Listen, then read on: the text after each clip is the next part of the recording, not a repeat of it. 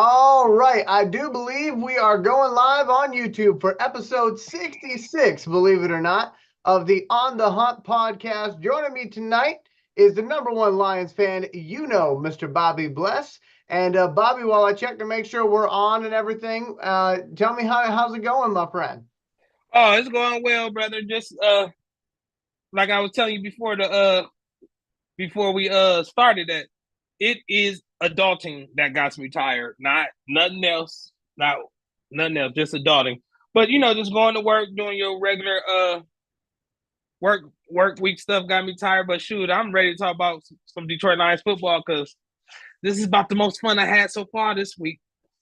That's right, my friend. And, I will say on my side of things, I am very tired as well. I got the opportunity over the weekend to see the musical Grease three times. My local high school was putting on a production of it, so I went out there to talk to the kids about being in the movies that we make and about the different podcasts that we do. And I think you'll get a kick out of this, Bobby. When I was in the lobby watching all these people come in, on my table, I had a little TV playing different images on the screen. And one of the images was our On the Hunt podcast image that I made last week of Yeah, all that four. was cool. My mom even liked that one, brother. So in a way, you were with me at Messina High School, and so was Reggie and Nate. So there you Oh, go. for sure, for sure. So let's get into some Detroit Lions news. Remember, everybody, if you are enjoying what Bobby and I are talking about, remember to leave a comment, and subscribe. We would greatly, greatly appreciate it. We're going to get things started here with something that's going to be very noticeable this upcoming season, and that is new jerseys for our Detroit Lions. I'm going to read this article for everybody here, coming to us from Pride of Detroit. So let me go ahead and get that going here so that we all have that information. So hopefully you can see it on the screen. Bobby, can you see that okay? Yeah, it looks pretty good, man. It's Okay. almost 4K on my side, bro. All right. So I'm just going to read this article here. Feel free to read along at home. It says the Detroit Lions will officially release new uniforms for the 2024 season, according to Lions president and CEO Rod Wood. The team will officially drop the uniforms sometime before the 2024 NFL draft in Detroit at the end of April.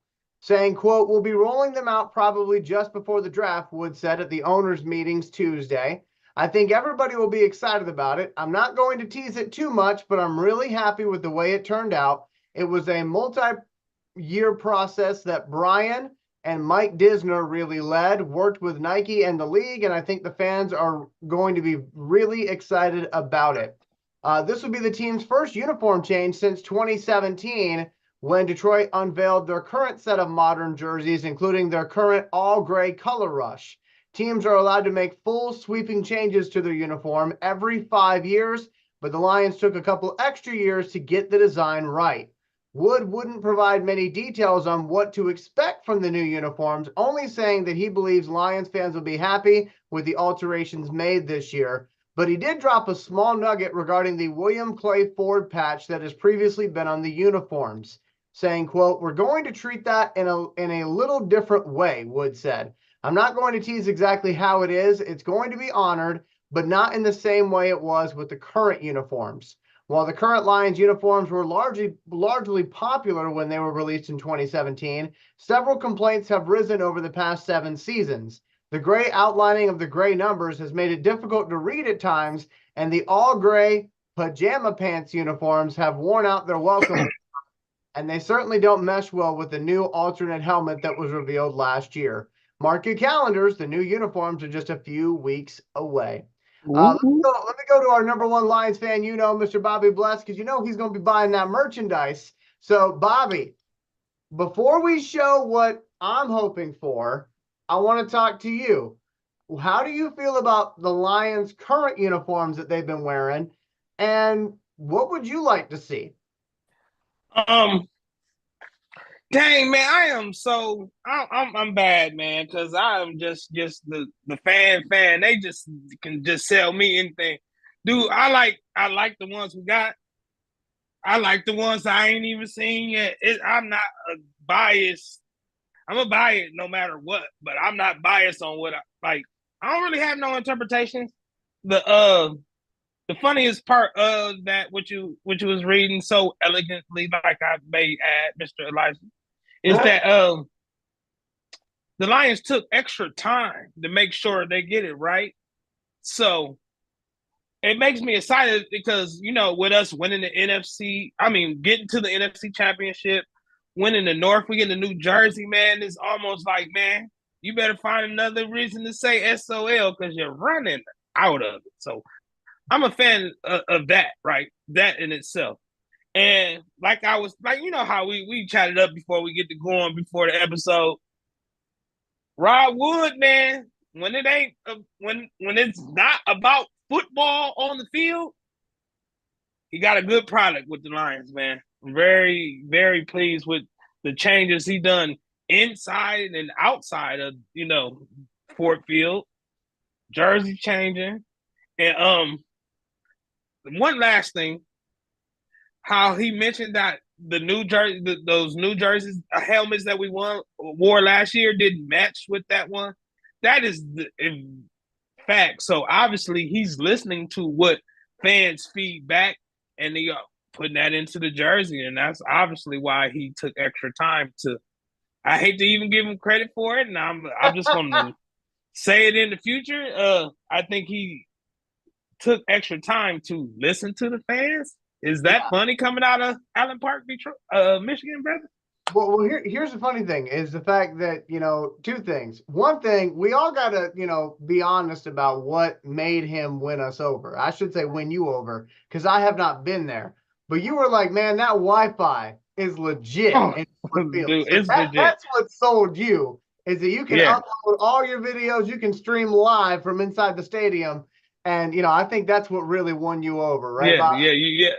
It's up there, brother. But I tell you what, like going to the Lions game before years prior, um, uh, cell phone reception was real bad in there. You know what I mean? So the fact that it moved like it's fast, bro. I just don't. I hate to geek out on the internet about how fast it moves. It's bad, bro. Like I said, Elijah, you can stream. Like I did my whole live videos and stuff. It was just crystal clear. None of that pixelating kind of stuff. So it's interesting to see what they got to make that happen, and it probably ain't a pretty cheap. So shout out for Rod Wood for making the fans interaction and of the game really really making it easier to just be a Lions fan because with the social media and people doing their own podcasts, so to say, like these guys I know on the Hunt podcast, you should subscribe. But no, it's just it's more fans. It's more reasons to be happy. It's more reasons to get that game day feel. And I just it's not the same no more, man. I just remember us being horrible, you know what I mean? And now it's just like night and day. So I would have to agree with that. I know that we don't usually talk about other sports teams on our podcast, but I will say that the Lions this year filled me with so much pride that it makes me more irritable about my other teams that I follow. Obviously in football, I follow the Lions.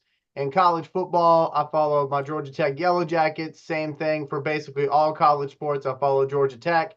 yeah. For baseball, I'm a Dodgers fan. For hockey, I'm a Columbus Blue Jackets fan, but for basketball, I'm a Charlotte Hornets fan, and I've been very, very irritated with how they have performed this season. But anyway, I just want to remind everybody. I mean, I feel like we all got a good handle on what the current jerseys look like, but just for argument's sake, let me show you what the current jerseys look like again. That way we can properly, kind of say goodbye to them. And then I want to show you what I'm looking for as a fan, what I'm excited about potentially as far as what they could do. I have no inside information here, but just kind of thinking about what they could do. So let me go ahead and share my screen. Bobby, let me know if you can see that, my friend. Yeah, I see it real well. Okay, so this is what our current jersey looks like. Obviously, you got, William Clay Ford on one sleeve, you got Lions on the other sleeve. You should let me grab my St. Brown jersey. I Go just ahead if you want want me to to. grab it. I'm gonna grab it Yeah, real quick. go ahead if you want to. So Yeah, Bob my grab his jersey. birthday gift from the wife. That way you can see it. But again, you got gray numbers, you got gray outline, and the thing that I'll say about these jerseys is that they didn't really bother me that much whenever they first announced them back in 2017. I wasn't over the moon about them, but I didn't hate them either. Personally, I really enjoyed the uniforms that we had, closer to the beginning of Matthew Stafford's career. I really enjoyed those uniforms. So these ones to me were like, all right, so we're going to go in a direction where we're not so fancy. We're more, kind of bland in a way. But if we're winning games, I don't really care. So that's kind of how I was looking at these jerseys. And Bobby, I believe, has got his jersey. So let me go ahead and stop sharing my screen here so that we can see Bobby's jersey. This was a Christmas gift. So Bobby, go ahead, show that thing off, man. No, actually, it was a birthday gift from the wife. Birthday gift. Okay. Yeah, this is the St. Brown He's jersey, he's and this got his what you. virtual background on, so it's like cutting in and out because of the blue. Oh yeah, right. That's But funny. anyway, oh yeah. So hold on, He's give like me a a second. he's like a TV weatherman who showed up wearing green pants. Yeah, but anyway, hey, Oh, but let the legs anyway, go. Anyway, the jersey is here. I there don't you want go. to fool with the background, man, because I might do some. Wait a minute, no, yes, I can. Hold on, There you go. none. He's got it. Boom. There we go. Boom. Yeah, there we go. Oh, the camera even zoomed in for him too. Look Yeah, at that. there we go. Ooh, it's the iPad. You know, I be trying to do stuff fancy and stuff. But yeah, So, so Bobby, this you said before that they could sell you anything really if it had a Lions logo it's on. sad. It's sad, brother. But what I was saying to the folks while you were looking for your St. Brown jersey, I was saying that when these jerseys came out in 2017, I wasn't over the moon about them, because I felt like we had better looking uniforms prior. So to me, I felt like, okay, so we're just kind of going for a bland look, but as long as we're winning games, I don't really care about being bland. I just want to win games. So I kind of grew to love these uniforms that we currently have, I guess is what I'm trying to say. I'm just wondering, did you feel the same? Because I felt like those Matthew Stafford, Calvin Johnson early day uniforms with the black outline, I felt like those really were something special. Man, I like those jerseys, and I actually got. I think I got one, but like no, somewhere. But um, I don't know. This is something about the Matt Millen era. I don't want to be bothered with any of that, to be honest. I'm But talking I'm talking about the Martin Mayhew era uniforms. oh, okay, yeah. One, okay. I know what you like when we drafted Stafford. Yeah, Yeah, that was and okay. Sue. Yeah, that was okay. You know what I mean? Yeah, because I remember I think I had a Calvin Johnson jersey like that, and then yeah, Calvin Johnson jersey. Yeah, I remember those. Yeah, those was all right. Um, to be yeah, but to be honest, I haven't seen none of those jerseys that I actually hate. You know what I mean? Yeah. They all, but the ones I like the most though, ironically, are the Thanksgiving throwbacks. So them are my favorite Oh, the personally. ones that have The nothing we on we wear every Thanksgiving. The ones we wear at them. Thanksgiving.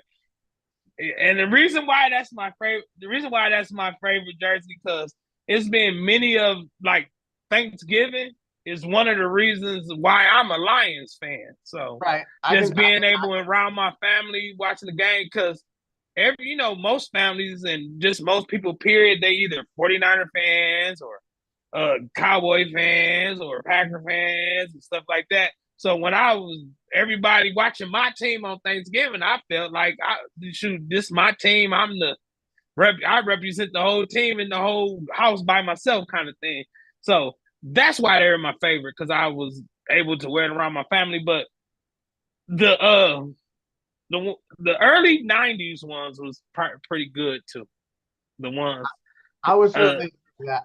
I would say that the Thanksgiving uniforms for me I don't mind them. They're not my favorite, but I don't mind them. I feel like I would really like to see, you know how they did the blue helmet this year with the Yeah. old school logo on it? We have another logo from way back in the day, back when Detroit was winning championships. And it's got like the lion tamer, and he's like holding on to the Oh yeah. lion. Yep, Now, I got now, that. I got a hat now like if you that somewhere took in this house. if you took that logo and you put it on the Thanksgiving Day helmet, I'd be sold. I would love that because we don't ever That's use sweet. that logo, and it's a really cool logo. Yeah, But yeah, I know. Yeah, yeah. what Yeah, I I'm know looking exactly at, what you're I'll talking share about. my screen again here, my friends. What I'm looking at is what I'm kind of hoping for, and I think Bobby agrees with me. I'm not exactly sure, but we'll see. So these are the current uniforms we got right now. That's what we've been talking about for these last couple minutes. Remember, these uniforms are going away in April, okay? Yeah, Which they sure are. probably means you might see on fanatics.com or Lids. I'm not sure if Lids sells jerseys Yeah, or they not. do. So you They do. might see some of these go on sale over the next month, just in case you're, kind of, balling on a budget, for lack of a better term. So, you might be able to pick up some Lions gear that way. But anyway, this is what we currently have. This is what I'm hoping for. Let me show you what I'm looking at. So Yeah, this is, them hard, man. I think it's Dubia Design. I believe that's how you, or W Design, I think is how you say it. But I love this look. I mean, it would literally be going back to the 90s when it comes to the Yeah. socks and the outline around the numbers and the way the helmet looks. But to me, this would be perfect Yeah, in line. it's hard. That's hard. Bobby, what do you think, man? I like it. I'm a fan. But like I said, I'm very man. It's like McDonald's. Do it matter? I'm coming. It don't even matter. But no, I'm just messing with you. No, those are sweet, bro. If they came out with them, I'd be happy. Because like I said, those kind of remind me of the early '90s jerseys, especially the that blue on silver. That silver is really strong in that jersey. And I Yeah. and the thing I like the most is the out the is go back to zeroing in on that 4 on the 14. I love that white outline. Yeah, me too, man. That'd be actually different compared just to not geek out on geek out on Lions memorabilia though. But before that they had we got the blue line around there, and before the blue line we had the black line around, and so Yeah. this would be very new. If I don't know if we calling that white or silver, that would make a difference to me. So which one is that, white or silver? You think that's more white than silver? I think it's a white outline and a silver color fill in. That's what I think that is. Okay, so yeah, that's interesting in itself. And the the thing is, they're gonna have that William Clay Ford patch. Where would it be on this though? And would that throw Personally, that off? personally, I think it should be on the pants. I You think it do, should be on the pants on the hip, like in the stripe, but on the hip. but Because from what Rod was explaining, it's gonna be on the jersey though. that's what he said. So I mean, obviously we got to wait and see. But I swear, if they put the William Clay Ford thing in the stripe on the helmet, I'm gonna be pissed because we Yeah, don't. that's gonna look retarded. That would look so screwed up. Be like in the very Yeah, yeah, top of that's the messed helmet, up. here's WCF going down the middle of it. I hope we don't do nothing like that. But Maybe they'll put it on the top of the number. I think it'll look decent there. I don't know, but just not huge. You know what I mean? right. No, but like I said, man, that's what I'm looking for. I'm looking for a return to form. Like, let's go back to the way the uniforms looked in the 90s. And now we're back to winning. We're back to winning. We have running backs that actually kind of feel a little bit like the 90s. We feel like a 90s team. So to me, I'm like, let's do that. Let's go back to our heritage in a way. But for all I know, I mean, they could pull a LA Rams and have a bone colored jersey. I remember when they were announcing that. They were like, here's our regular uniforms, and here's a color that we're calling bone. And I'm like, what the hell is that? So Yeah, somebody said they had one of the worst jerseys ever too. I'm trying to remember where I seen that at. But you got to remember though, when it comes to, these uniforms and this process, you got a lot of people who are not football people who are working on this. You got a lot of artsy fartsy people. Okay. So that can go one way or the other. That can either But be I'm really good glad or that really they bad. had Nike a part of it, though. I'm glad to Right. have Nike a part of it because they're somewhat in touch with the sports. But I hope we don't end up looking like the Falcons, where you got the red going into the black. Like, nah, dude, don't do that to us. Don't do that to us. Because they look like a really Elijah, I was thinking positive of this whole damn situation until you start throwing this. no, Oh, because oh my I'm god! looking at recent trends. That's what I'm looking at. I'm looking at I know, what are the right, recent offerings right. been? They thought somebody in that room and the Atlanta Falcons said, that's the one. That's the one right there. Our fans are gonna love that. And their fans hate that uniform. Oh man, God, So I'm Elijah, like, please don't don't do it, do us like man. that. Don't do us like that. So we'll see. We'll see what happens. I mean, again, I want to go. I want to officially go out there. If them jerseys are ugly, it's your fault. I'm just, I'm throwing that out there right now. but what do you think the alternate uniform will be, my friend? Because obviously it sounds like the all gray is out. It got to be that helmet. That the one it's gonna have to be a part of that helmet that we put out there because I'm pretty sure they didn't put that out there not to put it in rotation, and that's still in the air of especially with the jerseys changing out. That's in the air. So I'm kind of thinking they're gonna. If I was the betting man, and I'm definitely not, I would bet. I would bet that those helmets that we seen on was that Monday night game, was it? Yeah. Is that helmet that we see Monday night is going to be the new helmet. So I'm kind of and then in Rod Wood's little statement, he was referring to making sure it was color coordinated or something. So I'm thinking looking more of that kind of color though. So I don't I don't know, know. but so you're saying you think that the blue Lions helmet, which I will find a photo of here, but you think the blue Lions helmet is going to be the helmet that they use from now on as the primary helmet? Well, as far as the alternative though, that's what I mean. Oh, the alternative helmet. Okay. All right. Yeah, I can live with that. I can live with that, but I was just every thinking, time we do alternative, it's gonna be based off that helmet. I'm glad you cleared that up for me. Every time we do the alternative, it's gonna be based off that helmet because I think they want to really advertise that helmet. To be honest, this one right here. yes, sir. So I can live with that. But if you were telling me that's going to be the helmet from now That's on, the I was that's like, the I don't know about '70s that. Lions logo too. That's the Lions logo that was in the '70s.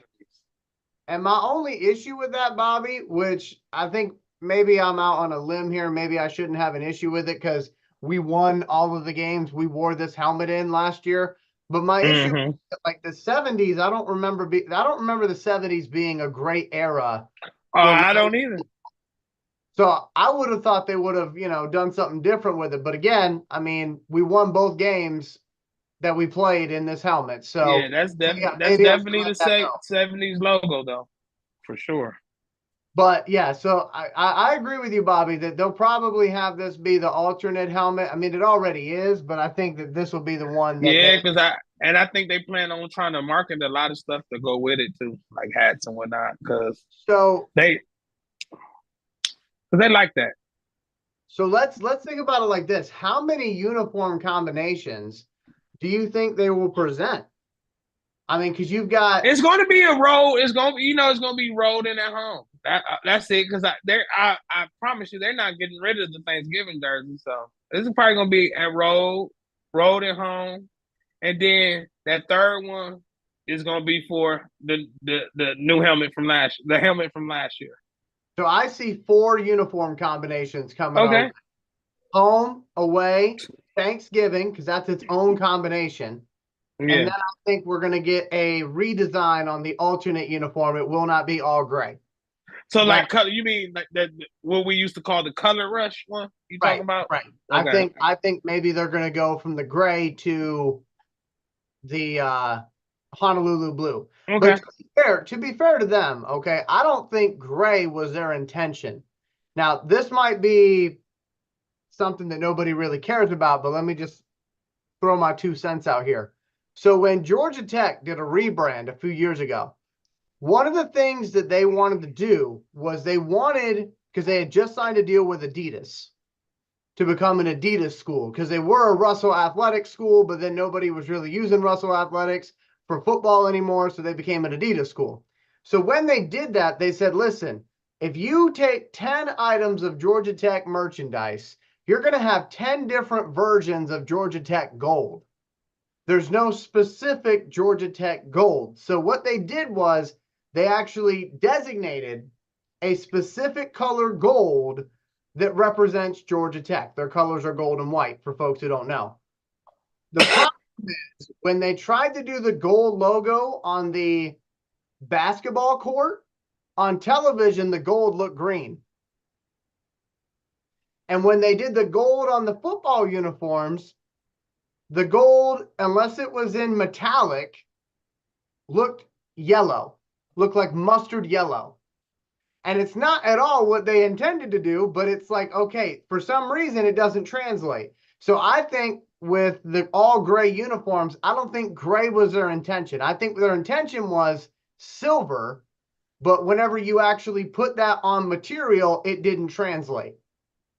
That's my 2 cents on that, which again, it won't matter in a month whenever those jerseys go bye-bye. But I don't think their intention was to have our guys out there looking like they're in pajamas. I think their intention was to have them out there looking silver, and it didn't translate. Does that make sense, Bobby? Yeah, and the last little caveat, because I know we probably about to switch it up in a second. It's still going to be Honolulu blue. I just want to throw that out there because that is a big thing too. With all the jerseys, it's Honolulu blue somewhere in there. I'd be shocked if they changed that. I think they'd be stupid to change that because it sets us apart. All right, so let's go to another set of attire, which, Bobby and I weren't really intending this to be the attire show, but there's a lot of attire news coming out. Oh, hey, we can talk about merch all day. That's what I do. So let's take a look here at the draft hat that whoever we pick in the first round will be coming out wearing. So let me go ahead and get this up on the screen here, my friends. And Bobby, you are our resident hat expert, so take it away, my friend. What did you think of this Detroit Lions hat for the year that the draft is in Detroit? Oh my God, man! I should just go pour me a cup of Kool-Aid, man, because I like it, of course. But the thing is, like, I think I got this hat already.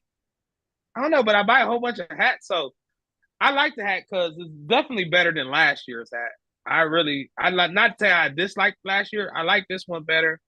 I like the black combo. I like how they got the one pride all the way on there on the left with the little stripes on there. I like the outline again, but I think I got several hats like that.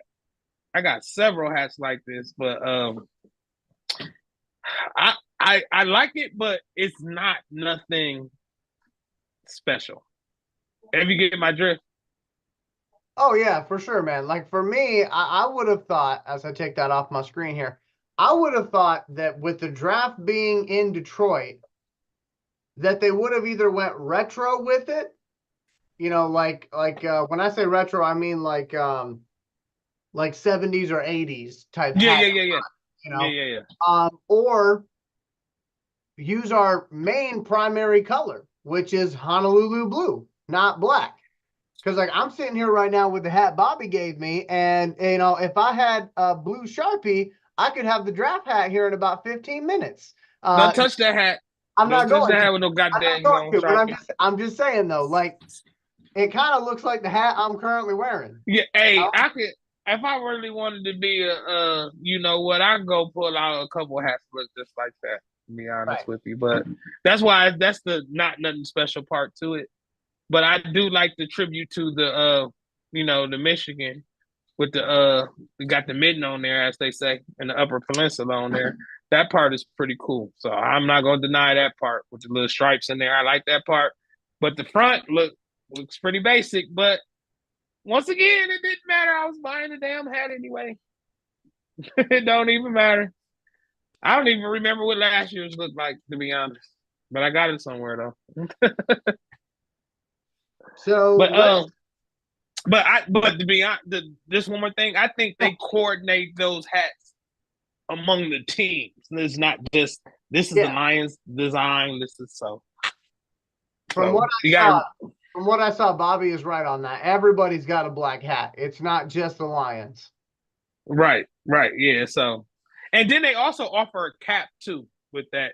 That hat that we actually that you showed up there is going to be the stage hat. So that's going to be the official hat that the draft picks are going to wear.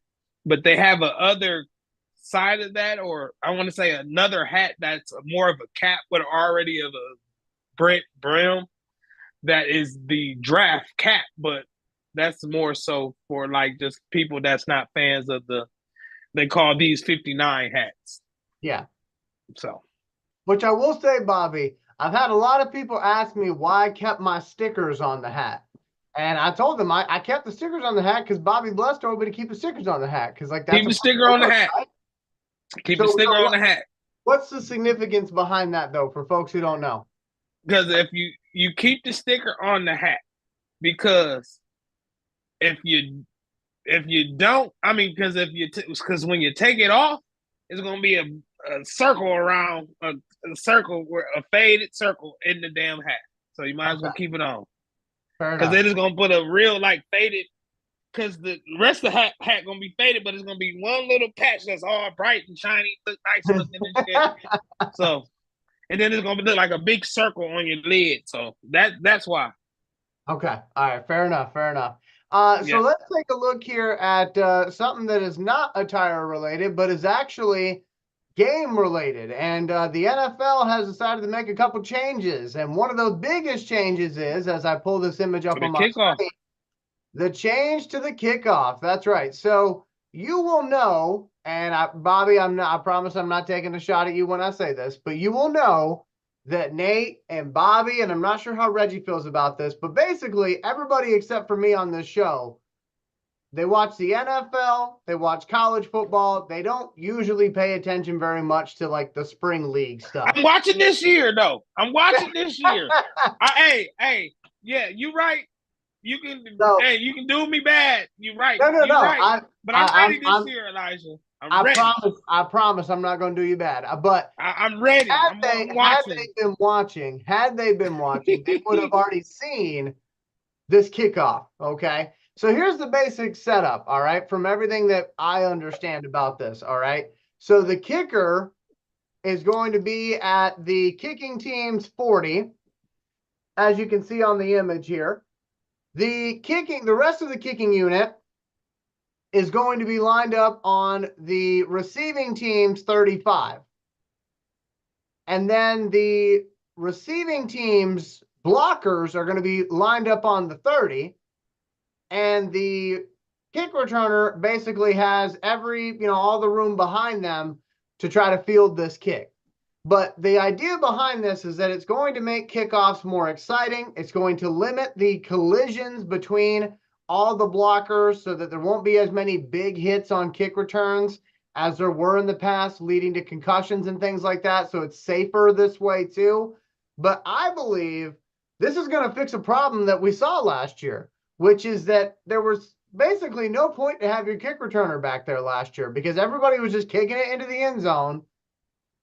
And that was it. It was like the death of the kickoff, or I should say the death of the kick return. So you aren't going to have any players out there, doing the Devin Hester thing anymore, or the, Josh Cribbs thing anymore. Like the kick returner was kind of I don't want to say a useless position, but it wasn't able to really do much last year. So this change is going to make it where you will see more kick returns.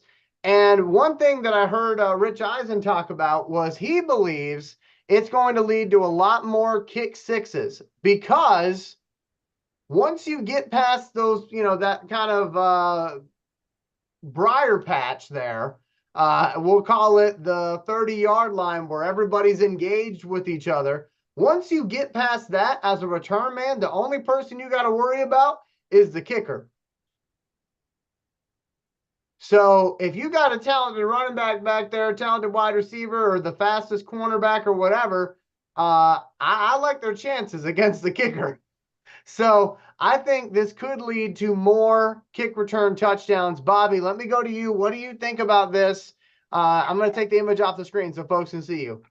I love it, brother. I love it. It's exciting. And you kind of said what I was thinking. I'll put Derrick Henry back there and bust right through there, boy. This man. Or I was thinking reverse the Williams because you still able to access all on reverses and stuff. Right. It's gonna be some new creativity, and it's gonna see and honestly, this is gonna kind of like put the special team coach in the part as a not say a real coach, but he's really a big part of the game, especially if you can be that special teams coach that can come up with a way of doing these kickoffs to make because them kickoff, them special team points don't them win the game. Usually Right. the team with the most score on special teams win the game. So I like that part. And two, it's just something different, man. Like you see, I like to see kickoff, but like you said, man, these kickers don't even let it get out there. You know what I mean? They always kicking them out of bounds and stuff. But I think we need to let the viewers and the fans know, and Bobby know once again, what is the benefit for like kicking it out of bounds. Like if I kick, so say the kicker still kick out of bounds, where do they get the ball at, and vice versa? If just say for instance they do a fair catch or something to that nature. So I'm not exactly sure on that part. As far as because I don't remember that part. Yeah. But I believe it's actually detrimental for a kicker to kick it out of bounds.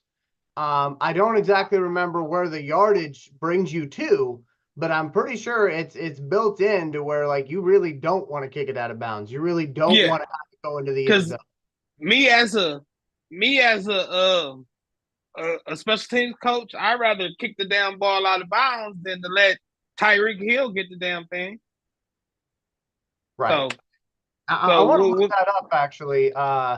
You see what I'm saying? Because if I got a choice to kick it out of bounds and get it on this whatever they get it on, whatever they get it at, or give it to Tyreek Hill, I'm going to kick it out of bounds every time. I'd rather pick that. You know what I'm saying, Elijah? Yeah, no, I certainly agree. So let me see if this is going to say anything here about because I used to think it was dumb to kick the Hester. Lord have mercy, that used to be so dumb to me. So I have an article here from USA Today. I'll try to read from that here. Okay, brother. See what we got. Okay, so this is what it says. It says, what is the NFL's new kickoff rule? In fact, I can actually pull this up on the screen so that everybody can see the article. So give me one moment here while I do that. Let's see what we got here. So again, this is from USA Today. So bear with me. It says, what is the NFL's new kickoff rule? It says the kicker remains back on the other half of the field with the ball teed up at the 35-yard line. The kicking team, the 10 other players on the kicking team line up on the receiving team's 40-yard line. There are two zones. The receiving team will be divided into two zones, a setup zone and landing zones. At least 9 players of the receiving team stand in the setup zone, and up to 2 players can receive the kickoff in the landing zone. You can see a picture of that right here. Bobby, can you see that? Yeah. All right, the kick. Only the kicker and the returner can move before the ball hits the ground or touches the returner. No fair catches will be allowed. So there's that. Wow. Catches are dead.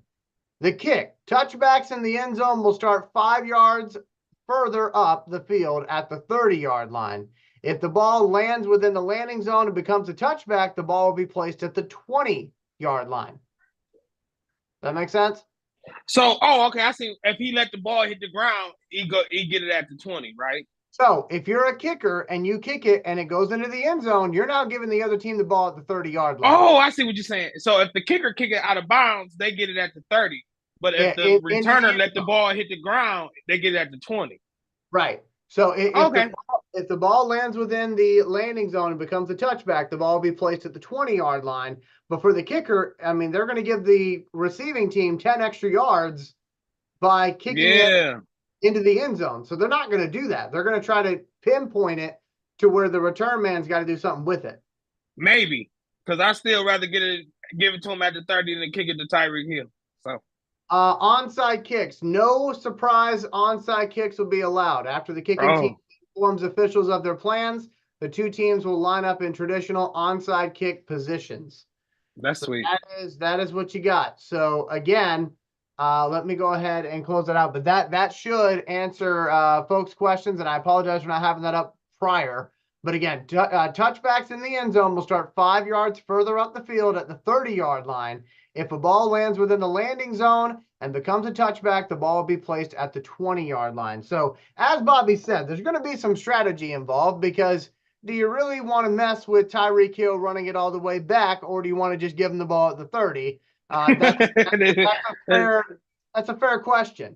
But what I would say is that I feel like, first of all, I've always felt special teams is important. But I feel like now with this rule, it's so much more important, because you could win the game on stuff like this. Yeah.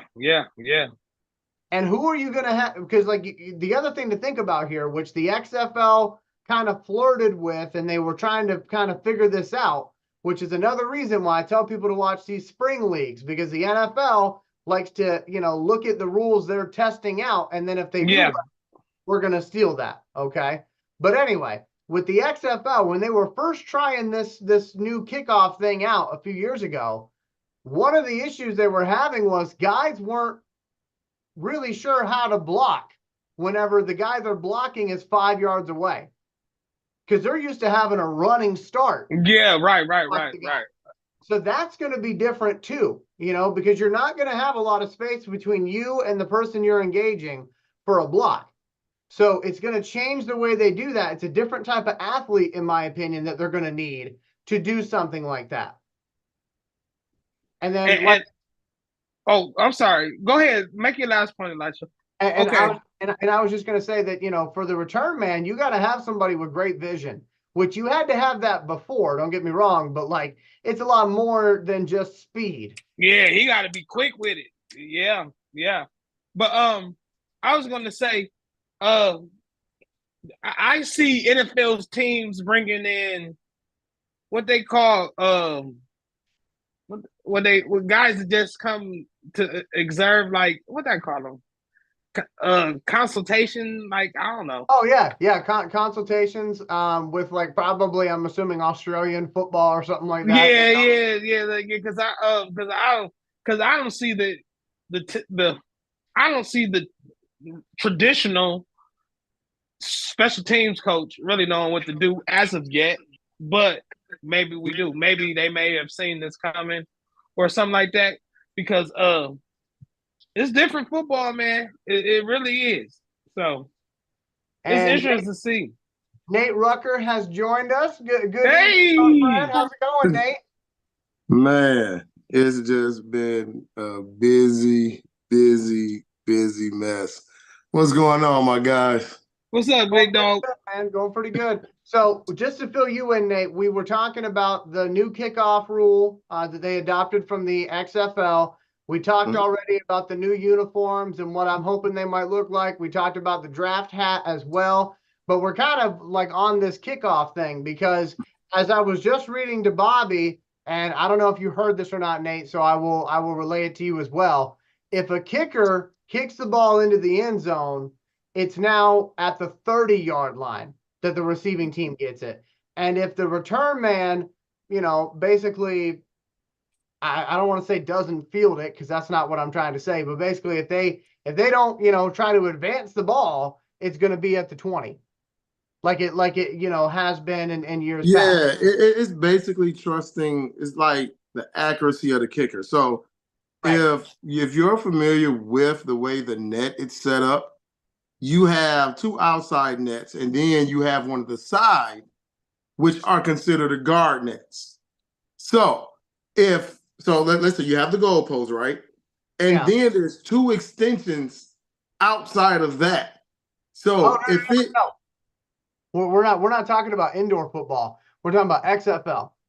Oh, X. Yeah, that's where they pulled this from. Yeah, okay. That's dumb. But I was telling Bobby that I think, and Bobby I think agrees with me, that this will make the special teams coordinator even more important than they were before, because the whole idea behind this is that you will get kick returns back in the NFL, whereas they weren't really there this past season. So you'll have kick returns back in a way that, you know, a lot of people will probably find exciting after they get used to it, but it very well could lead to, you know, a team winning a game because of their special teams coordinator. Yeah, it's going to be something different. But again, it's when you're dealing with our type of special teams coach, I think everything is a gimmick. Like if you don't know by now, then you will soon. Like I just think that like our 3-level coaches are pretty high level, regardless what some fans may think. If they say, "Oh, Aaron Glenn's not this, Aaron Glenn's not that," but our special teams coach is good. You know, our defensive coordinator is pretty good. And so is, you know, our offensive coordinator. So it's one of those things that you be like, hey, okay, let me see what I could conjure up with this. It's some old Bill Nye science guy special team coach. So it's like he's always trying to come up with different things. Right. And so it's going to be, I can see all type of kickoff passes and flea flickers and yeah, a whole lot of headache crap. I think it's going to suffer. I think that's going to hurt the league. The tackling rule is going to hurt the league. Yeah, so talk to us about the tackling rule, Nate, because I know Bobby was a little confused by it. I know what the hip drop tackle is, but you're our resident defensive coordinator. So what is your opinion on that? Okay, so basically what the hip drop tackle is. So, for instance, like when they talk about hitting the quarterback, you cannot hit the quarterback high. You cannot hit them low. So, only thing you could do is aim for the waist. So when you aim for the waist, you wrap up and you transition your weight, which towards the ground, which is why it's called the hip drop. Now, the downside of that was that's also what injured Travis Kelce. So defensive guys like, dude, if we hit you between the knee and the waist, then y'all say that we're out here trying to hurt people. If we hit you below the knee, now there's a personal foul. You know, we can't grab you around the jersey. Right. So now it used to just be the collar part. Now you can't even grab the nameplate. So it's essentially just making it to where it's like you're erasing defense. Like they want the NFL to end up like the NBA, where it's a racetrack. So my thing, Nate, and I know that we don't have the answer for this on this show, but at what point are they going to start protecting defenders? They don't. They never care. Because they've never cared. But even like a targeting foul, you know, how many times have we seen it? And offensive players are never going to admit to this, but how many times have we seen it where a defender is concerned about, hey, I don't want to hit this guy in the head, but the offensive player is like, oh, I see you going lower, so I'm going to lower my head so that it looks like you're trying to hurt me, and I'm actually putting the pain on you. You know what I mean? Well, what they were doing last year, the offensive guy isn't getting a penalty, but they're getting fines after games. So I'm not sure. It's what we call the Trent Richardson rule. If you remember, this is what started this when Trent Richardson was with the Browns. And he lowered the boom on the defensive guy. Helmet first, lowered his head, ran him over. And ever since then, this has been a true debate about offensive guys initiating helmet-to-helmet contact not being penalized. But defensive guys, it's like, wait a minute, I have to I can use my eyesight. And if I'm, charging to going for the tackle, you already have a disqualified launching. So I can't even leave my feet for a diving tackle, honestly, because that's considered launching. Right. Hey, everything now, I have to hit you with my shoulder between the waist and basically your breastplate. This is my target area.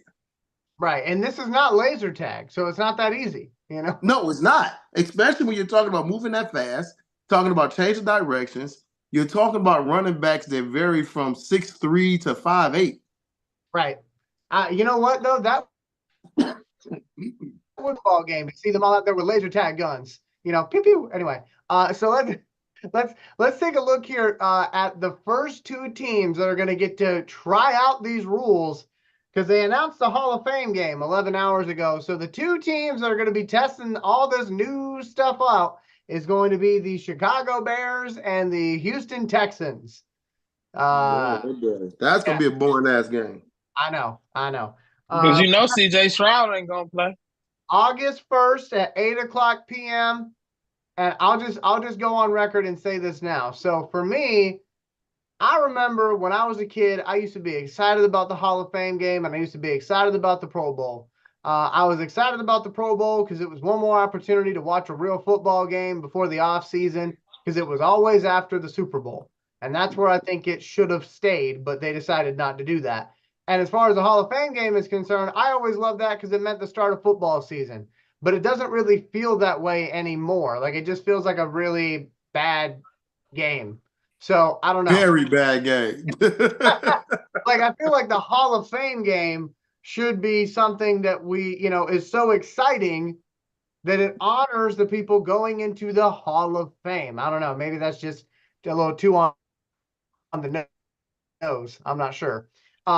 Or better yet, have it mean something, Okay, so if you win the Hall of Fame game, that means that, your conference's representative in the Super Bowl gets to be the home team, That don't mean shit because it's already a neutral site. Right. But I'm just saying you get to wear your home jerseys or something. I don't know, man. But like right now, it's I think that wouldn't be the Hall of Fame game. I look at that as more so of a Pro Bowl type thing, where it would make the Pro Bowl more competitive than because you remember the days of Sean Taylor blowing up a punter, right? Tom Brady getting blew out. Like the games were super competitive. Yeah, because for instance, you don't want the damn Bears and the Houston Texans deciding who's home. Yeah, but I feel you know what I mean, like something. I'm with you, big dog. So the other thing that I wanted to talk about just briefly on this episode, because these seasons are starting to kind of run together a little bit. So I want to make sure that folks kind of know what your options are. If you're a football fan, there's been some developments as far as, these spring leagues are concerned. And I know I've kind of talked about this last year at this time. But this year, I mean, hey, they're actually taking rules from these spring leagues and using them in the actual league. So maybe it might be worth paying attention to. So let me go ahead and pull up my screen here. There's 3 leagues that I want to talk to y'all about, and I'll go briefly on these. The first one is going to be starting up this weekend. Okay, so they're going to be starting up this weekend. And let me go ahead and hide my meeting control. Put in our chat when and where I can watch this, please, sir. Okay, so here's the deal, all right? United Football League. Now, I kind of laughed when they called themselves the United Football League, because I remember back when the NFL had their lockout, they tried to do a thing called the United Football League, and that didn't work out. But that's not the league we're talking about. What we're talking about now is we're talking about the combination of the USFL and the XFL. They have decided to come together. They're owned by Dwayne "The Rock" Johnson and Danny Garcia and a whole bunch of other rich people. And here are the teams if you want to try to join up on a team, okay? So in the USFL conference, you've got the Birmingham Stallions, the Houston Roughnecks, the Memphis Showboats, and the Michigan Panthers. And the Michigan Panthers will be playing their games at Ford Field. Yep. In the XFL, you have the Arlington Renegades, the DC Defenders, you got the San Antonio Brahmas, and you've got the St. Louis Battlehawks. And I will say that out of all the teams in the, in these 8 teams that I just rattled off for you, the one that's had the best attendance the last 2 springs is St. Louis. They've been selling out their dome when they For had, real? yeah, they had, I think they had like 60,000 people or something like that last time. So they really love it. So, there's a chance here you might actually see some people in the stands when it comes to this league. But again, it's the United Football League. I do believe you can watch their games on like ESPN, if I'm not mistaken, or Fox. I'm not exactly. Hey, Bob Stoops, a coach, huh? And Yeah, Ray Phillips. Okay. Yeah. I didn't go through the list of coaches, but you can see them on the screen there as Bobby. Yeah, I heard of them guys before. Them ain't no man, no it's a lot dude. of coaches. It's actually a lot of coaches in these leagues that you've heard before, that you heard about. Yeah. These ain't no name dudes. Nah, not at all. So that's one league. That's one option. All right. They play 11 on 11 football. It's the most similar that you're going to get to the NFL as far as gameplay is concerned. But there's 2 other leagues to talk about. One of which has their games on YouTube, and you can watch their games on YouTube. It's pretty good football in my opinion. It's a lower level of indoor football. Okay, so this is not the Granddaddy Arena Football League. This is one that's been around since like 2004. But they've been doing pretty good for themselves, and they got the following teams here. You got the Frisco Fighters, the Green Bay Blizzard, Iowa Barnstormers, Jacksonville Sharks, Massachusetts Pirates, Quad City Whalers, Sioux Falls Storm, Tulsa Oilers, Arizona Rattlers, Bay Area Panthers, Duke City Gladiators, Northern Arizona Wranglers, San Antonio Gunslingers, San Diego Strike Force, Tucson Sugar Skulls. That's the team that I look at whenever I'm watching them because I think the Sugar Skulls look pretty cool. And you also that name too. You also have got the Vegas Nighthawks. Now, one thing I want you to notice on this map here, and let me see if I can't get this to expand. I cannot. Okay, so that's all right. But on the map, what's interesting about it is that most of their teams in the IFL, the Indoor Football League, are Midwest to the West Coast. That's intentional. So that's where they're kind of, staking their claim, so to speak. So you can find their games on YouTube. They literally have you be able to watch them for free. And I've really enjoyed that, to be honest with you. But you do have to stay up a little bit later for those West Coast teams if you really want to watch them, because some of those games are pretty late at night. But the big one that's coming back this year that I'm really excited about is the Arena Football League.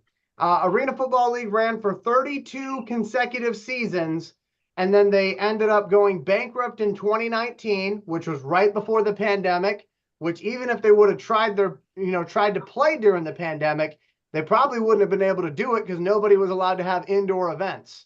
So they kind of got out of the game at the right time. But now they're coming back.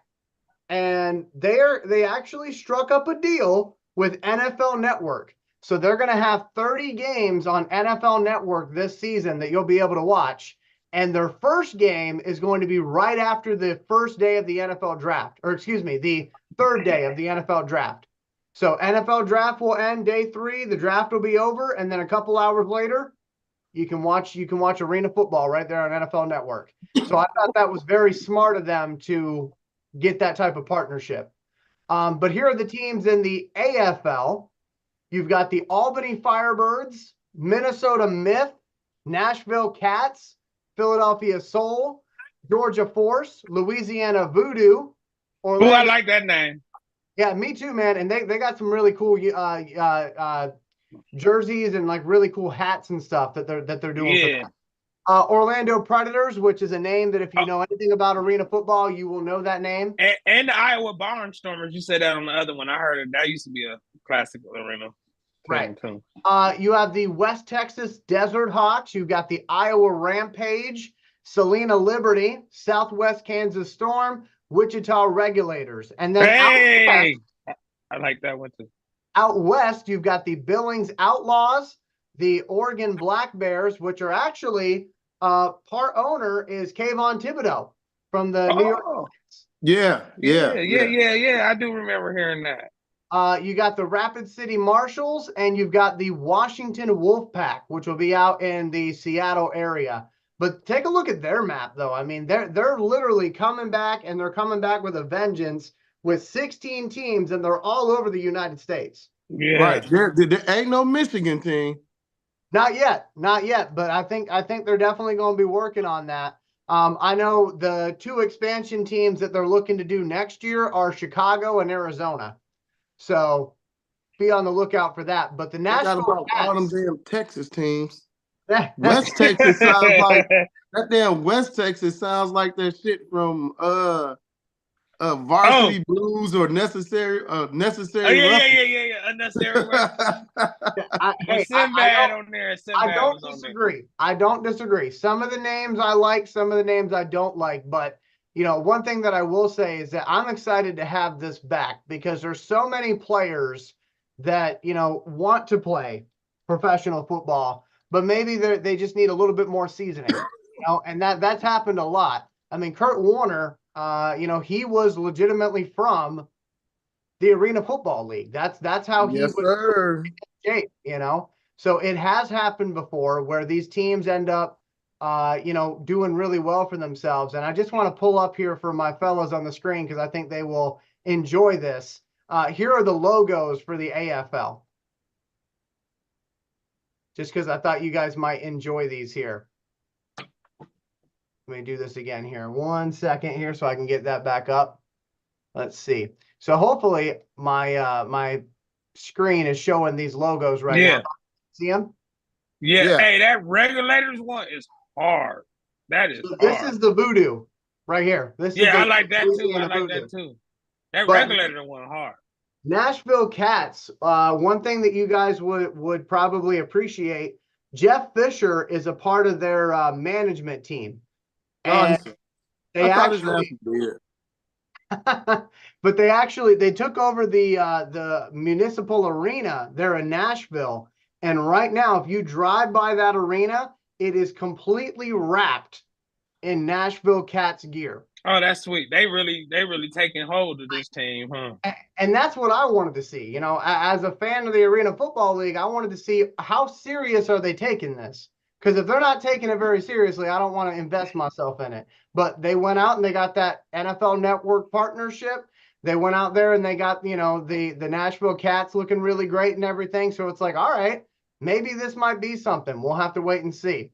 But anyway, those are some of the offerings that you got for spring football for anybody who's like, you know what? I really want to watch a football game.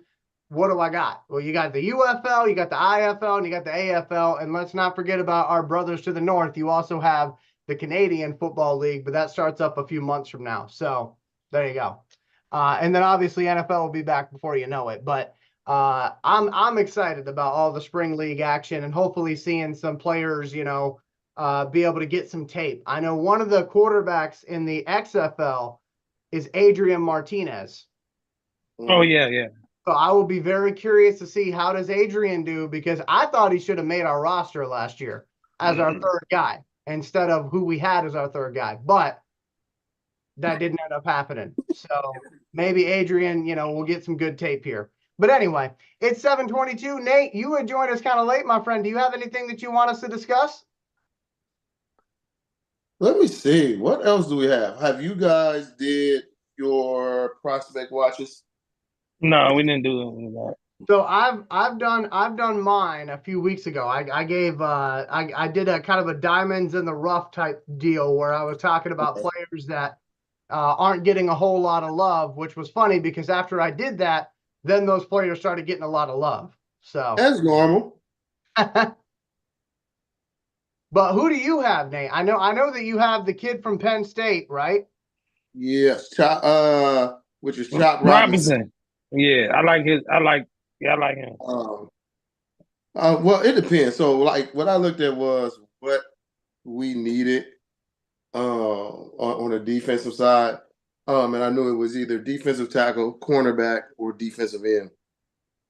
So I looked at Chop Robinson, which was one. All my corners right now have been getting love. And I've been looking, I'm like, wait a minute. These guys was never on the ladder. Like, you know what I mean? Like Nate Wiggins was one of my favorites. Nate Wiggins, Bobby's guy, the kid from Toledo. Yeah, You know, Quinn something. I can't think of his name. Yeah. Another guy was TJ Tampa, because it's like, dude, we know what we have offensively, but defensively is going to be the key.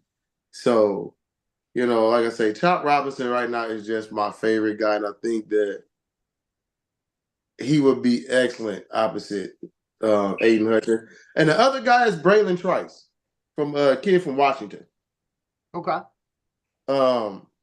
Another energy guy keeps going. I do not like the kid from Missouri that they've been penciling to us, Darius Robinson. He's too robotish for me. Okay. Like, yeah, oh my God, he's got freakishly long arms and blah, blah, blah. Yeah, but his get off is extremely slow. Like, he has no real moves. It's just like, I'll get there eventually. Like you said, robotic, right? Yeah, it's like, dude, like, we need, you know, consistent pressure and things of that nature. So that's the other guy that I looked at. I had all these guys written down, and then I totally forgot. I did. Oh, so here's another thing. I got a question for y'all. Okay. What do y'all think about Cam Sutton? Oh man. So I guess my first initial reaction to it was I was a little shocked. I mean, obviously I don't know Cam Sutton, but I was a little shocked to hear that, like, you know, there was a warrant out for his arrest or whatever. And then I think it was like a day ago, maybe, or maybe 2 days ago, they talked about how, you know, he was actually at the Lions facility whenever the warrant came through, and the Lions were like, look, dude, like, you need to go get representation, you know, so that you can, you know, fight this or whatever. And then he just kind of took off. And from there, I don't really remember what happened, because I've been so busy the last couple of days. But like, it was one of those things where, like, you never want to see a player, or just a human being. You never want to see a human being in that situation, you know? So I hope he gets the help he needs. Because from what I heard, just based on our own chat from, like, you know, Reggie and everybody putting the story in there, it sounds like it was a pretty nasty situation. So yeah, it really did. So like I say, you know, we weren't there. There's no video of it, but the allegation's pretty severe. Right. So you'd be like, yeesh. And I know there were some Lions fans that didn't like Cam Sutton anyway. So they're kind of looking at it like, okay, so now we don't have to have him on the team, and he was a player we didn't like. But I'm not really taking that angle. I'm more taking the angle of, I hope he gets the help he needs, you know? Yeah. Well, I mean, you know, we think differently. We think outside of just the sports part. Right. You know, when you have fans, that's all they think about is wins, losses, completions, or wins, losses, Super Bowl, whatever. Like they don't put, you know, what type of life-changing actions are being made. So yeah, like I said, it's very bad. You know, it's very sad, actually. I will say, though, from a football perspective, you know, having said everything I just said about, I hope he gets the help he needs, I do believe this might make it to where we either make a trade for a corner or we draft one. Now, obviously, a couple weeks ago, I suggested 2 cornerbacks that I really liked in the NFL draft, and that was with Cam Sutton on the team. You know, I just thought we needed more help back there. I still believe that, okay? But now I'm hearing rumors that maybe, as a post-June 1st thing, maybe the Lions go out there and try to get, you know, Marshawn Lattimore out of the Saints. I would just go ahead and just try to go ahead and just sign Xavier Howard. Like, he's there. Or you can still go Stephon Gilmore. But trying to figure out what Brad Holmes and Dan Campbell want is crazy. Dude, I ain't gonna lie to you. as bad as some corners is, I'd rather just roll the dice on one in the draft than to pick one of them dudes. To be honest, and the main reason, and the main reason why is with Brad Holmes and Dan Campbell, their picks are the best players on this team. So let them cook. Like, if you see what I'm saying, though, Elijah. Oh yeah, for sure, man. I definitely. Yeah, I'd rather if I got to gamble on anything, I wouldn't be gambled on these damn washed up ass corners that's on the market. I'd be trying to gamble with one of these youngsters that Brad Holmes is good at discovering. To be honest with you, I definitely get that. I'm just saying what I heard. You know what I mean? That's what I heard. Oh yeah, for sure. I mean, obviously, and I hate to say it like this because it's going to sound like I'm making a joke at somebody's expense, and I promise you I'm not. But obviously, Plan A would have been for Cam Sutton not to do what he was accused of doing.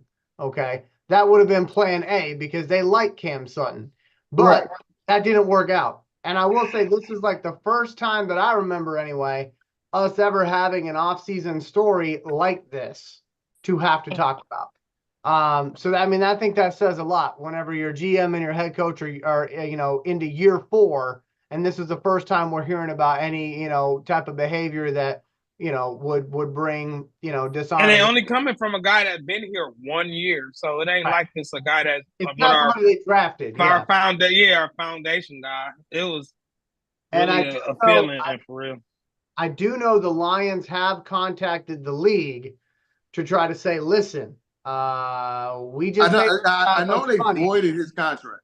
Yeah, they're saying NFL, you need to back us up on this. Like, we're not paying him this money because he's not going to be here to take this money. So I don't know what that means as far as their cap space for this year is concerned, but I'd imagine that puts a little bit more money back on the table for the Lions to go do something with. So, but again, I mean, do we honestly think that they're going to do anything with it? No, I mean, I think that maybe they'll do like the Moneyball thing where they make sure the soda in the locker room is free. I don't know, but I'm just saying he's so damn stupid. That was a great scene, by the way. I don't know if y'all have ever seen Moneyball. I've seen Moneyball. But anyway, so I just I'm curious to see what they do with that. And like I said, the rumor I heard was maybe Marshawn Lattimore because of his, connection with Aaron Glenn. That would be the most reasonable for me, just because of that connection. And I feel like that back end of the defense needs a lot of like guys that's back there that can see stuff before it happens, kind of thing. Yeah. But I still would put rolling the dice on one of these damn rookies over that though. Yeah, I mean, like I said, I don't disagree. I know the players that I gave everybody a few weeks ago. I think either one of those guys would be great, and I know that both of them are players that we could actually get. And forgive me, I'm slipping on what the players' names is, but I know Terrion Arnold was one of them out of Alabama. I like him. I think he's going to. And I like the Kool-Aid kid too. Yeah, there was another kid that we took a chance on as far as a top 30 visit, and he's never played college football before, but I know what kid that is. Yeah, so let me see here. CFL cornerback, see if I can't pop up. Right. There we go. Quantez Stiggers. I couldn't remember what his name was. Yeah. But the thing that I said about Quantez, Nate, because I know you weren't on that night when we did that show. I said, if you look at it, the fan-controlled football, like I know people, look at that as that was a joke or whatever. The man still got 5 interceptions in that. He then turns around and gets 5 interceptions in the CFL. He's got good size. If he played college football and had those same stats, we'd be talking about him as a bona fide first-round pick. But because he did not play college football, it's like, oh, he might not get drafted. He might get lucky to make a roster or whatever. And I'm sitting here looking at it going, okay, if I'm the Lions, yes, this was before Carlton Davis, obviously. But if I'm the Lions, I figure out how to get Terrion Arnold. And then I think he's going to go first. Arnold, you think? I think Arnold's going to be the first cornerback off the board. Even more than Kool-Aid and Cooper Yes. DeJean? Yes. Well, because truthfully, the thing about Cooper's going to be more of a safety. He's going to be more of a Brian Branch type thing because when they put him in their corner, like you seen Michigan receivers start to run right by him. Right. And Michigan receivers aren't known for being burners.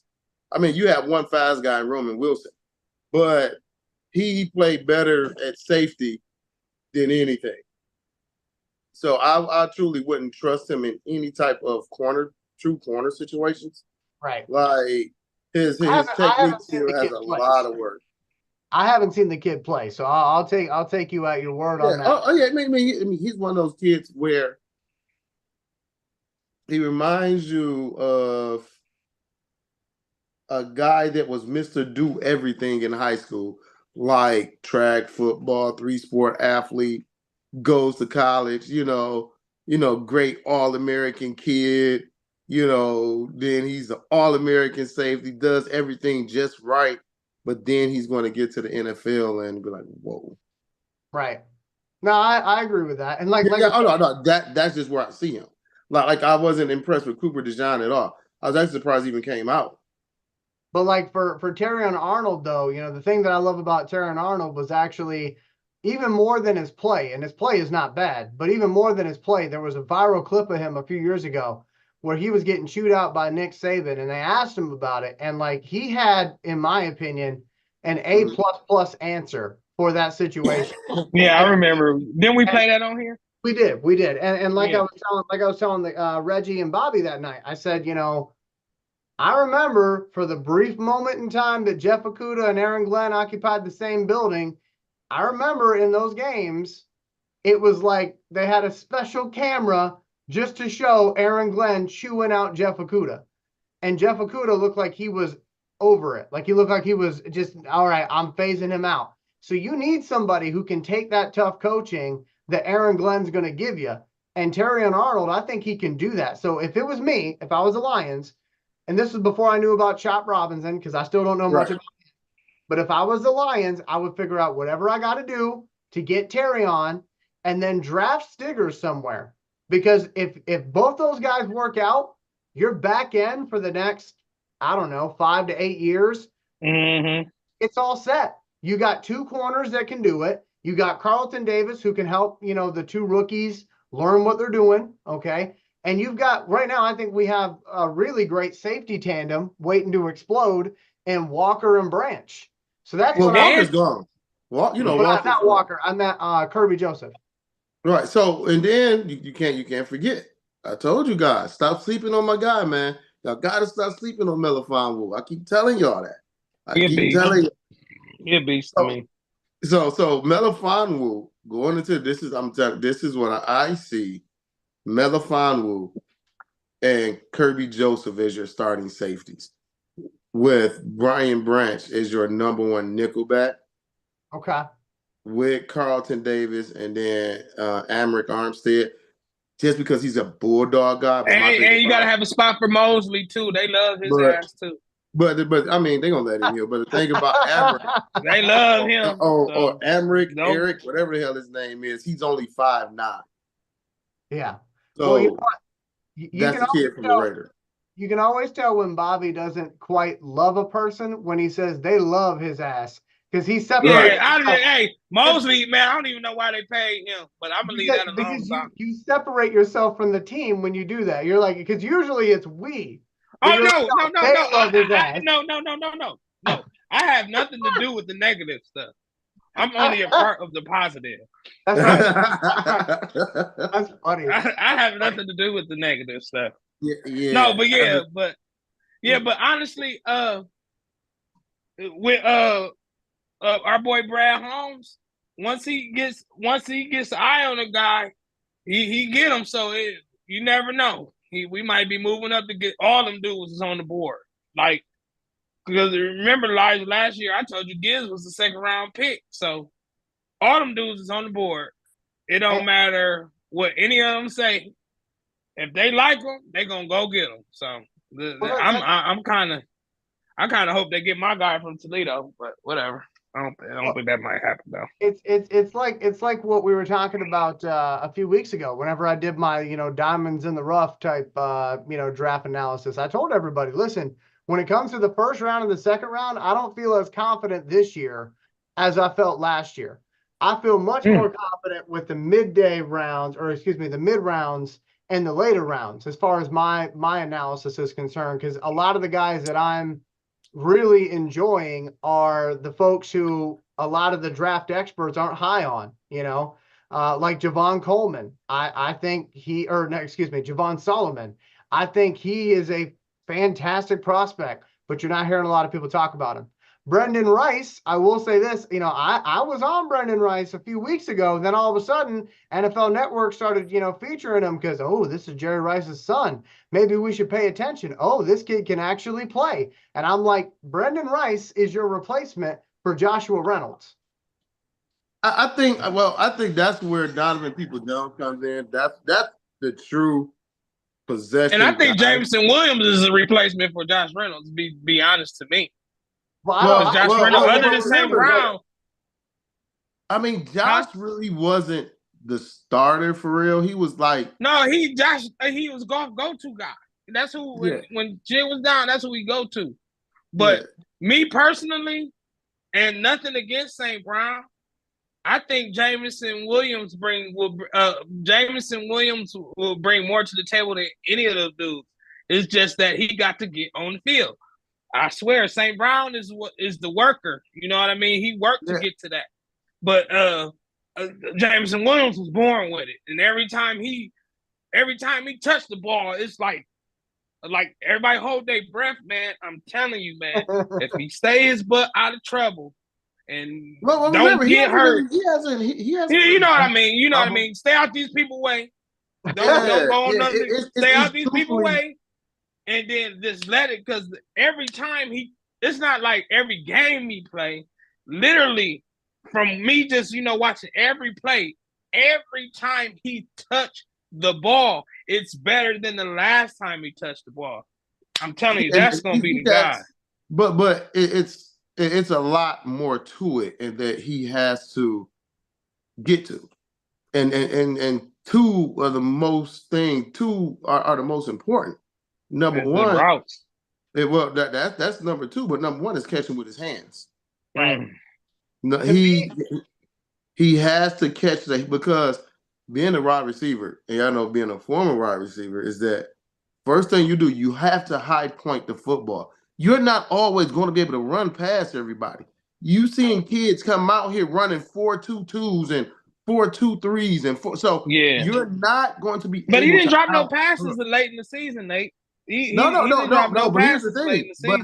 But the ones he dropped, guess what? He dropped them. But that's what I'm saying. He waits for the ball to come to his body. Yeah. He has to get accustomed to catch it, because if he's catching it with his hands, then he's able to make the move. Yeah. So and then he already got the possession of it. He already got the possession. He has to be able to do more routes than just play action, posts, slants, deep posts. Like, he literally needs to be able to run digs and these shallow crosses. He has people are going to fear his speed, but it's only going to be because of the work that he puts into it. They have to see him run more routes. Yeah. I mean, because if you don't, all thing they're going to do is sit on top and just run with it. Yeah. But like Nate, one of the things I was saying to Bobby and Reggie a couple weeks ago, I see St. Brown being the number one wide receiver until somebody upends him, because he works too damn hard to let anybody. I don't see nobody upending St. Brown will be the Lions' number one receiver for the foreseeable future. Oh, for sure. But I think the way that the offense is set up, every wide receiver role does something different for this offense. You got St. who is, your kind of your go-to guy when things get rough. You got J-Mo, who at the moment is your fly by the defense and go get a 40 or 50-yard pass guy. He'll develop into more. I do believe that. Yeah. I know what you mean. He's the speedster. And so when I And realized, don't forget Laporta either, because he's a big part of that too. I'm just talking about wide receivers though. But Oh, okay. you are right. Laporta's a big part of it. So is Gibbs. But as far as the wide receivers, you got St. Brown, who they're gonna extend. You've got JMO, who's there for another couple years. Josh Reynolds, we don't know if he's coming back. He probably won't be coming back. I So doubt it. I think I know he had a visit with Baltimore. The Ravens, they ain't want him. Yeah, I mean, but because when you think about it, like he's not an explosive wide receiver. He's not. I won't even call him a security blanket. He's just a guy. And he choked in the damn against the 49ers too. Yeah, he choked big time. I never forgive you, Josh. No, I'm joking. But what I was saying to me, he was a safety blanket though. But what I was saying is that Josh Reynolds, if you're going to put another player in there, yeah, I mean, Donovan Peoples-Jones, again, I was talking about this prior to us doing anything with Donovan Peoples-Jones. But I was thinking Brendan Rice would be a good player to bring in because he's a solid football player and he's a solid wide receiver that I think he could do all the things Josh Reynolds was doing, and he'll do it for a lot cheaper because he's on a rookie deal. So that's I like Leggett from South Carolina. Who? Yeah, I seen him too. Number Leggett 4, he's number 14, Carolina. ain't he, from South Carolina? I think that's his number. Yeah, he fast. He's got that quick twitch. He reminds you of a more countryer version of DK Metcalf. A more countryer version. Oh man! Listen, he's got the thickest Bayou accent you probably could ever hear. That's funny.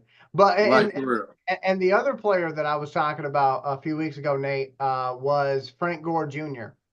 Oh yeah. I was talking about him as somebody that we could bring in to be kind of our next David Montgomery, because Montgomery's going to be on the second year of his 3-year deal coming up. And, to me, Frank Gore Jr. is flying under the radar because he played at Southern Miss. He stayed loyal to Southern Miss. He didn't do what Gibbs did, where Gibbs, played 2 years in the ACC. He's not under the radar, though. He was a couple weeks ago, because a couple weeks ago they were saying 6th-round draft pick when I was talking about him. Well, they're doing that because of his height, but like statistically, what he has been doing since high school, like the records he's broken, and then one of the things that they slowly have helped against him is the amount of carries and the amount of punishment. Because as we know, running backs, they do that for the running backs. Running backs right now are on the downswing, and leave it to our team to bring back the importance of the running back. Us and the Falcons. Yeah, but they didn't use him the way they should have anyway. Yeah, but what I'm saying is that both us and the Falcons use a top 15 pick on a running back, so that might change the way people look at that position in the draft. But again, I was saying Frank Gore Jr. because I'm like, man, that would be pretty cool to have him on the team because he can do a lot of different things. And, to me, his running style kind of reminds me of Montgomery a little bit. So I'm looking at the clock right now. We're at 7:47, fellas. So I think we've reached the point of closing remarks. But I want to let Nate go first. Nate, what are your closing remarks, my friend? I'm sleepy. No. Me too, shit. Nate said bedtime. He said bedtime on 3. Man, 1, 2, 3 bedtime. No, but no, man. It's just right now, like I said, trying to get everything together. Hope this team, the draft is going to be crazy. Crazy. If everything, continues to go, like I say, I may not. We're gonna keep that amongst us. I may have I might not be able, but we still would be able to do our live show at the Comfort Zone during the draft party. So that's, to me, that's going to be huge. But then again, like I say, I may be on a security detail that day. So we're going to see how this works. Obama coming to town, Nate? Nah, but we may, most likely, if it goes the way that it's looking, we're going to be responsible because it's downtown. We're going to be responsible for a lot of high-end, draft picks and guys of that Yeah, nature. yeah, yeah. Oh, okay. Yeah, so So we'll see, basically, man. what Nate's saying is he's going to get us an exclusive interview with With whoever the first round, we pick. pick. Yeah, yeah, I didn't say exactly. who. Yeah, I yeah, said, yeah, yeah. that Go is not ahead, what then, I. Nate. He's going to be Hey, out there on the stage. On the hunt. hey, On the hunt. the black Adam Schefter. They gonna be like, don't. Hey, Nate gonna be like, No. don't listen to Schefter. No. Listen to Nate. He gonna take Schefter's job. If Nate ends up on that stage with a Mel Kiper Jr. wig, I'm going to blame you, Bobby. I'm going to blame Wow. Oh, Nate gonna have to make his own first round mocks for real. That's what he's gonna have to do. you. Hey, Nate, listen, we do. I do that anyway. They We do won't that. like it. They won't like it, but then they'll steal it like they do all the time. that's how that goes. Bobby Bless, your closing remarks, my friend. Man, good man. Like I said before on a couple of episodes, like man, with us finishing the season so late, all this stuff is just turned around so quick, man. You know how usually I can't wait till this football season. I wish it come fast. It is coming fast. For you to tell me we are weeks away from the draft already, and then you know how the people come out with their predictions and stuff already. They already started that kind of silly stuff. Football is almost around the corner, and it's time for me to get some money. So I'm gonna have to, because football costs a lot of money now. So. That's right. That's right. Hey, inflation, right? All right. So Yeah. with that being said, I'm going to keep my remarks pretty short. We appreciate y'all watching tonight. Remember to like, comment, and subscribe. And hey, make sure you're good to yourself, good to others in that order. I always like to say that. For Reggie Funches, for our resident defensive coordinator, Nate Rucker, for the #1 Lions fan, Mr. Bobby Bless, I'm Elijah Winfrey. Hey, this was episode 66 of the On the Hunt